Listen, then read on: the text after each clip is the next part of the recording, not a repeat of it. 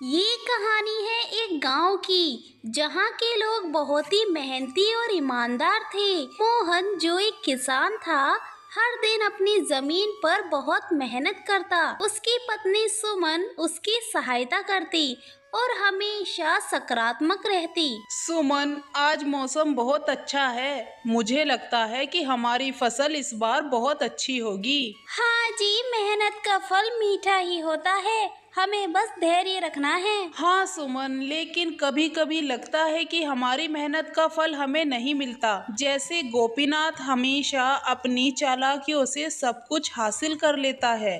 अजी, आप परेशान क्यों होते हो? ध्यान रखना, जैसी करनी वैसी भरनी। हमें तो ईमानदारी से काम करना चाहिए बस। गोपीनाथ जो कि गांव का सबसे धनी व्यापारी था, हमेशा दूसरों की मेहनत का फायदा उठाता था। एक दिन उसने सोचा कि वो मोहन की फसल को अपने फायदे के लिए कैसे इस्तेमाल कर सकता है। दोस्तों, मोहन बहुत ही मेहनती है, लेकिन उसे अपनी फसल का असली मूल्य तो पता ही नहीं। मुझे कैसे भी करके उसे कुछ पैसे देकर उसकी फसल खरीदनी ही होगी। भाई, ये बात तो तुमने बिल्कुल सही कही।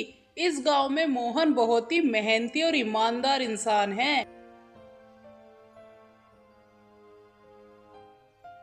अगली सुबह गोपीनाथ मोहन के पास बात करने के लिए आता है। अरे नमस्ते मोहन भाई, तुम्हारी फसल की चर्चा गांव में चल रही है। मैं तुम्हारी फसल खरीदना चाहता हूँ। लेकिन गोपीनाथ, मैं अपनी फसल की कीमत अच्छी तरह जानता हूँ। अरे भाई, तुम मेरी बात पर भरोसा करो, मैं तुम्हें अच्छे दाम दूंगा। ठीक है भाई, लेकिन मैं इसे बाजार में भी बेचूंगा।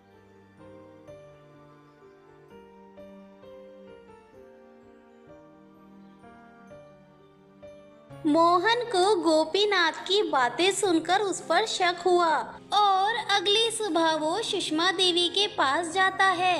सुषमा देवी गांव की बुजुर्ग महिला है जो सबको सही सलाह देती है। मोहन उनके पास सलाह लेने जाता है। सुषमा जी, गोपीनाथ मेरी फसल खरीदना चाहता है। मुझे संदेह है कि उसके दिमाग में कुछ न कुछ गलत चल रहा है। बेटा, हमेशा ध्यान रखना, जैसी करनी वैसी भरनी। यदि तुम ईमानदारी से काम कर रहे हो ना बेटा, तो तुम्हें सही फल मिलेगा। गोपीनाथ ने सोचा कि यदि वो मोहन को डराकर उसकी फसल ले लेता है तो ये उसके लिए फायदेमंद होगा। उसने गांव के लोगों को मोहन के खिलाफ भड़काने की योजना बनाई। गांव वालों, मोहन की फसल खराब हो रही है भाइयों।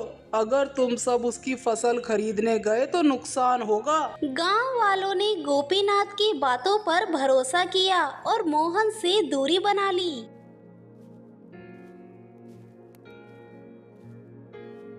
मोहन ने अपनी मेहनत जारी रखी, लेकिन उसे बहुत कठिनाइयों का सामना करना पड़ा। सुमन ने उसे हमेशा प्रोत्साहित किया। अजी, हमें मेहनत करनी होगी, हम कभी हार नहीं मानेंगे। हाँ सुमन, लेकिन जब लोग हमारे खिलाफ है तो हम क्या ही करेंगे। अजी, आप ज्यादा ना सोचो, वो गोपीनाथ अपने कर्म खुद लिख रहा है। वो जैसा करेगा वैसा ही भरेगा। हमने कभी किसी के साथ बुरा नहीं किया तो भगवान हमारे साथ भी बुरा नहीं करेगा। आप भगवान पर भरोसा रखो।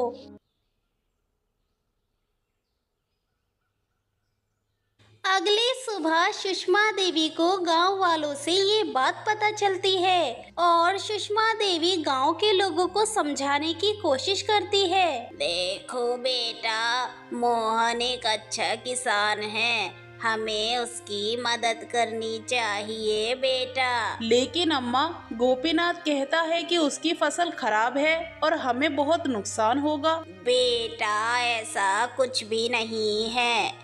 जो भी हो, हमें मोहन की मेहनत का सम्मान करना चाहिए बेटा। तुम तो जानते ही हो मोहन कितना मेहनती और ईमानदार इंसान है। कुछ समय बाद मोहन की मेहनत रंग लेकर आई और उसकी फसल बहुत ही बढ़िया हो गई। देखो सुमन, हमारी मेहनत सफल हो गई। हाँ जी, जैसी करनी वैसी भरनी। हम ईमानदारी से काम करेंगे तो भगवान भी हमारे साथ अच्छा ही करेंगे।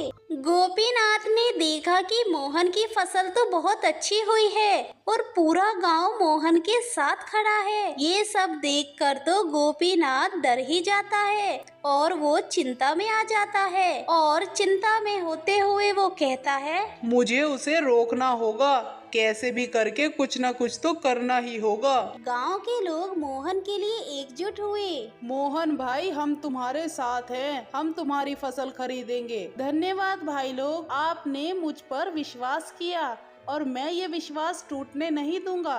गांव वालों का मोहन के प्रति प्यार और विश्वास देखकर गोपीनाथ को समझ में आया कि उसकी चालाकियों का कोई फायदा नहीं होने वाला। गोपीनाथ खुद से कहता है, मुझे अपनी स्वार्थी हरकतों का परिणाम आखिरकार भुगतना पड़ा। मुझे मोहन के साथ ऐसा नहीं करना चाहिए था, मैंने बहुत ही गलत किया है। अगली सुबह सुषमा देवी ने गांव वालों को एक साथ बुलाया और उन्हें समझाया, बेटा ये कहानी हमें सिखाती है कि हमें हमेशा ईमानदारी और मेहनत पर ही विश्वास करना चाहिए। हाँ अम्मा, तुम बिल्कुल ठीक कहती थी।